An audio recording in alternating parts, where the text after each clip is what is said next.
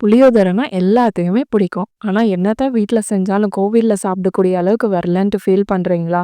நான் சொல்ற மாரி மசாலா அரைச்சு சேர்த்தீங்கன்னா, கோவில்ல சாப்பிடக்கூடிய அதே டேஸ்ட்ல சூப்பரா இருக்கும். அல்படி கிளாஸ்ல 1 கிளாஸ் அரிசி எடுத்திருக்கேன். ஒரு 1/2 மணி நேரம் ஊற வச்சு சுத்தமா கழுவியாச்சு. 1 கிளாஸ் அரிசிக்கு 2 கிளாஸ் தண்ணி கரெக்ட்டா இருக்கும். கூடவே 1/4 ஸ்பூன் மஞ்சள்தூள், ஒரு 1/2 ஸ்பூன் உப்பு, 1 ஸ்பூன் எண்ணெய் சேர்த்து ஒரு 2 விசில் விட்டு வேக வச்சுக்கலாம்.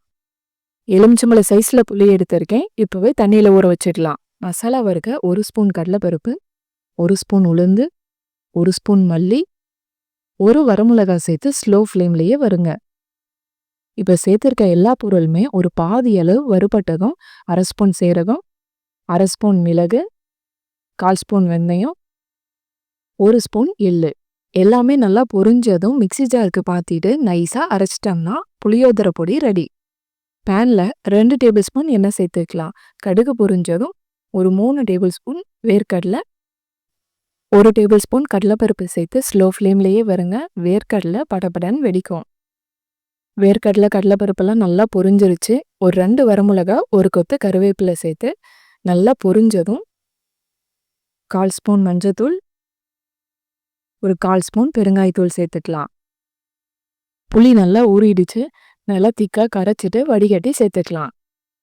நல்லா திக்கான புளி தண்ணி சேர்த்திங்கன்னா சீக்கிரமா புளி கொதிச்சு வந்துடும். புளி தண்ணி நல்லா கொதிச்சிட்டு இருக்கு. ஒரு 1/2 ஸ்பூன் உப்பு, 1/2 ஸ்பூன் நாட்டு சர்க்கரை சேர்த்துக்கலாம். உப்பு கம்மியாக தான் சேர்த்துருக்கேன். சாதத்துக்கூடயே உப்பு சேர்த்துருக்கோம்.